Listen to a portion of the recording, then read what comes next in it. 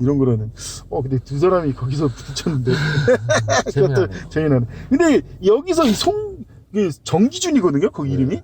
이게 정도전의 손자. 걔도 정도전의 첫째 손자인데. 정도전의 첫째 손자. 이 사람이 정도전이 조선의 기틀을 닦았다 보니까 자기 건 줄 알아. 조선이. 그래서 조선을 자기 마음대로 이 양반 노름에 소유물로 만들려고 온갖 추잡스러운 짓을 하는데, 이론은 되게 그럴싸한 거예요. 어차피 국민 핵심은 그거니까 항상 이 민주주의 딜레마. 국민은 바보다. 바보들이 뭘 하냐. 개판만 치지. 배우고 생각 있고 똑똑한 사람들이 나라를 지배해야지. 뭣도 모르는 국민들이 설쳐되면 나라 꼬라지 개판된다. 그래가지고 한글 만들어서 깜짝 놀라서 미쳤냐고. 국민들한테 글을 가르쳐봤자 얘들이 배운 대로 행동하겠냐고. 지 욕망이나 드러내고 개판 만들지. 그래가지고 목숨을 걸고 싸워요. 이 세종대하고. 일본하고. 근데 사실은 이게 또 여기 왜 이 뿌리 깊은 나무가 정말 대단하더라면, 이 세종대왕은 이 한민족에 있어서 첫째가는 성군이잖아요. 네. 다른 사람 같았으면 감히 말대다 말싸움하기도 힘들 정도의 대단한 사람을, 이 사람이 그동안 자기가 갈고 꼈다 그 유학의 힘으로 해가지고 아까 말한 대로 국민들은 절대 그렇게 안 된다는 막 하면서, 이건 아예 그 한글은 만들 생각하지 말라, 다 없어버린다고 난리치면서. 와, 이게 특히 거기 뿌리 깊은 나무에서 진짜 인상 깊던 장면이 그거잖아요. 반대하는 학자들 한 명씩 토론해가지고 다 박살내잖아요. 근데 딴 놈은 다 박살냈는데 이 정규준한테 안 통하는 거예요. 얼마나 애가 우울했던지. 어쨌든 그 뿌리 깊은 나무랑 네. 배역과 배우가 겹친다는 것도 참 재미있는 지적이네요. 한석규가 나왔으면 더 재밌어요. 재벌집 막내 아들. 네, 재벌집 막내 애들에서. 윤비서가 늙어서 네. 손석규가 과거 예상을 딱 하는 그런 것도 괜찮을 것 같긴 해요. 시즌2에서 또 네. 윤기서 늙었을 때 역으로 한석규가 나와가지고 또 이번엔 대통령 후보로 나선다는 식의. 어쨌든 그런 그 CJ ENM이라는 회사가 이제 그 UIP 직배 때문에 등장을 했고, 얘네가 이제 사상적으로 여러 가지 재미난 걸 제공하면서 이제 많은 그런 부흥을 이뤘고, 이제 거기에 이제 또 한 번 더, 근데 이제 여기서 다시 소외된 애들이 있어요.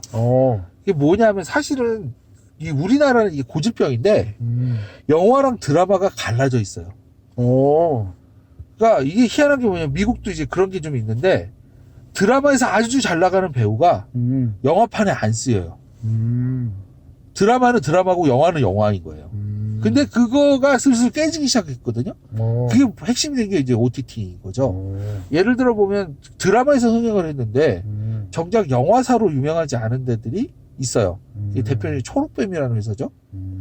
거기서 이제 유명한 드라마들 많이 만들었는데 정작 영화는 안 만들어요. 근데 이 영화와 드라마의 경계를 깨면서 등장한 게 사실 넷플릭스고 OTT인 거죠. 근데 사실은 그게 일본 사례로 보면 오히려 그게 낫다. 일본이야말로 영화의 절반은 애니를 영화하는 거고, 또 그 나머지 절반은 드라마를 영화하는 거예요. 그게 근데 왜 그런 식으로 이제 설정되면, 아까 말했던 뭐 한심한 시스템이 어떤 그 성공이나 이런 걸 하다 보니까 드라마에서 흥행한 걸 가지고 거기서 올라타서 영화를 만들려고 하는, 그게 근본적 영화 창작 자체를 막아버린다. 우리나라도 사실 그런 시도를 좀 했죠. 어떤 시도예요? 그러니까 대표적인 게 뭐냐면 나쁜 녀석들이라는 드라마가. 나쁜 녀석들. 근데 그때 OTT에서 이제 한 거예요? 그리고 나서 이제 나쁜 녀석들 더 무비라고 영화판이 나오죠. 그리고 뒷이야기를 다루죠. 근데 그런 거 비슷한 게 뭐냐면 이제 감자별, 그 다음에 이제 하이킥. 그것도 영화판 있습니까? 예, 영화판. 근데 사실은 제가 이제 여기서 이제 좀 더 본질적으로 이제 드라마에서 말하는 핵심이 이제 재벌 문제잖아요. 우리나라 재벌 문제. 재벌 문제를 어떻게 할 것인가. 어떻게 보면 그거에 대한 어떻게 보면 난성 비판이라고 해야 될까? 근데 이제 저는 조금 재미난 생각을 좀 한번 했어요. 뭐냐면 삼성과 같은 경우 왕자의 난하고 난리가 났잖아요. 그거랑 현대가 왕자의 난 현대가 있어요. 왕자의 난에서 막 개판이 나잖아요. 현대가. 이제 그런데 재미난 게 뭐냐면 그거랑 아주 비견되는 게 있어요. 뭔데요? 그게 뭐냐, LG예요. LG가 어떤 건지를 아시나요? 사실은 뭐냐면 LG가 L하고 G가 합쳐진 거예요. 럭키 금성 아니에요?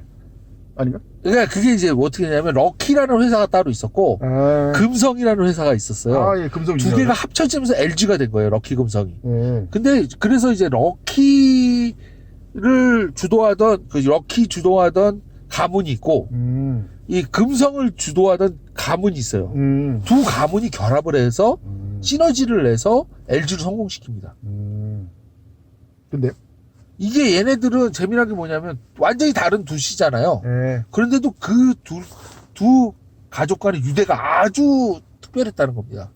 근데 그게 사실 국민 입장에서는 네. 오히려 이렇게 작당질 해가지고 그러니까 아니 내가 이제 LG 관련해서 근데 이 회사 특징이 뭐냐면 주가적을 통해서 주주들 이익 빼먹는 그 귀신이다 이놈들 그러면서 얘네들에 대한 미담 사례도 다 이거 선전해서 하는 거고 주식하는 사람들 입장에서는 얘 실책 잘 알고 있다. 사실 저도 LG에 관해서 안 좋은 기억이 많아요. 이 겉들은 뭐 그냥 그 광고로는 뭐 그래도 뛰어난 기업인 척 하지만 내부 사정 보면은 쓰레기에서 다른 기업이랑 잘 봐왔기 때문에. 근데 재미난 건 뭐냐면 예. 완전히 이질적인 두 회사가 합쳐진 거예요. 예. 무슨 얘기냐면 리테일 사업이라 그래가지고 근데 생필품을 만들어내는 회사라. 아니 저도 그거는 알지만 사실 근데 그 이유는 간단하다고요. 왜냐면 현대 아까 말했지만 현대 삼성은 우리나라 1, 2기 기업 아닐까. 그 왕좌를 차지한 자가 우리나라의 그 사실 이제 왕이 되는 건데. 솔직히 럭키나 금성은 걔네들이 뭐 재계소유 이상 몇이나 되겠냐 이거 둘이 나눠져 있을 때. 그러니까 걔네들은 살아남기 위해서는 힘을 합쳐야지 삼성현대랑 비벼볼만 하다 이거예요. 내가 보기엔.